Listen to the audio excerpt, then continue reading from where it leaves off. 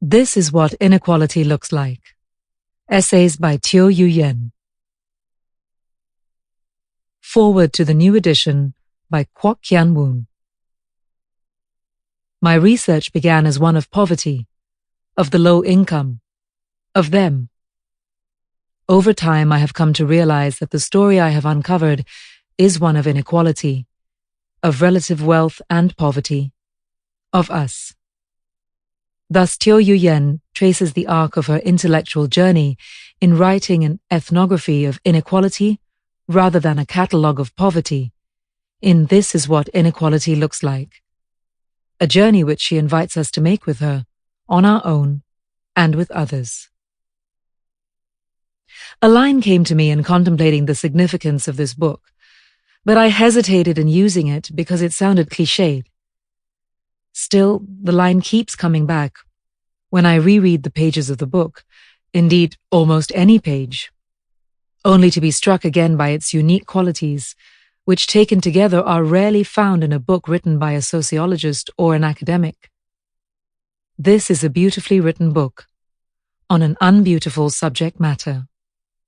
Beautifully written because reading it resembles listening to a musical composition with multiple melodies, overlapping and cascading, and yet interrupting and challenging each other.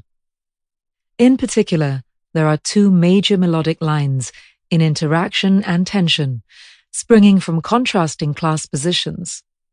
The professor's constant questioning and her respondents' generous sharing of their lived experiences, both equally important, with the former seeking to understand and amplify the latter.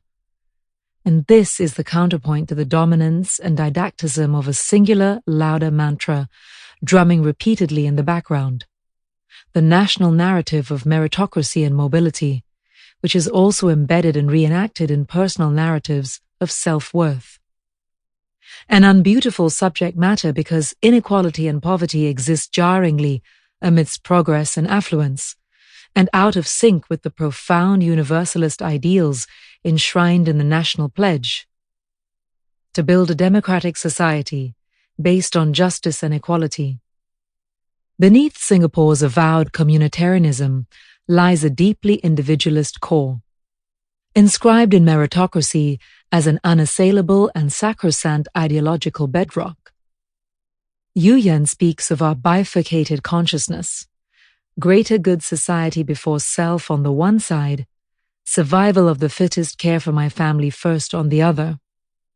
To confront inequality is to confront this incoherent ideology, and ultimately to confront ourselves, our incoherent selves. One senses that the author had to put herself into and through this confrontation, and in an environment that is inimical to intellectual confrontation, where critical discourse can even be equated with disloyalty to the nation. Hence the searching and self-reflective, in some parts ambivalent quality of her prose, posing and reprising questions at every turn. Just pages into the book, she asks, as if she feels the need to pull back, why am I inserting myself in what I write? This is not typical practice in academic writing. It is actually tremendously uncomfortable. But a writer cannot draw her readers into an uncomfortable conversation if she herself does not carry the discomfort so palpably. She understands that the subject matter engenders emotions, including her own. She speaks of agitation and impatience in working towards change, and even anger when a conference participant kept referring to the low income as those people. Here is a researcher whose own vulnerabilities are honestly revealed and worked through as she makes sense of the precariousness of the low income, whose inherent dignity as persons are neither recognized nor respected. Indeed, this book is not conventional academic writing as much as it is based on detailed empirical fieldwork and the critical evaluation of scholarly literature. When narrow key performance indicators are used in assessing a professor's research output, questions might be raised about a book's merit if it is not written for a highly specialized academic readership.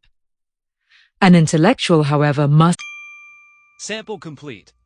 Ready to continue?